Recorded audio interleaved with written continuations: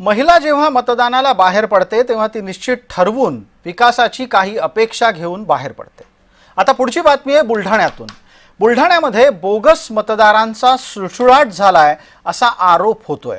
हा आरोप संजय गायकवाड यांच्या मुलानं मतदाराला पळवून लावलं त्यानंतर सुरू झालाय। कुणाल गायकवाड यानं बोगस मतदाराला अभय दिल्याचाही आरोप होतो आहे।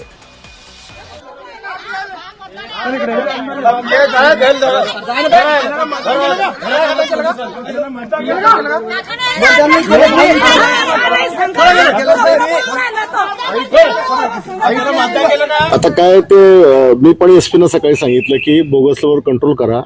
आम्ही एवढी मेहनत करतो, कष्ट करतो आणि चुकीचे लोक मतदान करतात आणि मग तिथे पराभवाला सामोरं जावं लागतं काम। आणि खरं तर मी निवडणूक आयोगासारखा नालायक डिपार्टमेंट कोणताच नाही आहे।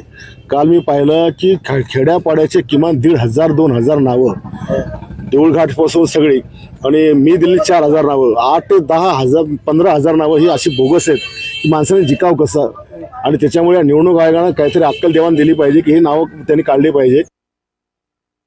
कोर्ट पण ज्या पद्धतीने निकाल देत आहे आणि त्याच्यानंतर जी काय हालचाल राज्याची होते ते कळतच नाही लोकांना हे नेमकं चाललंय काय।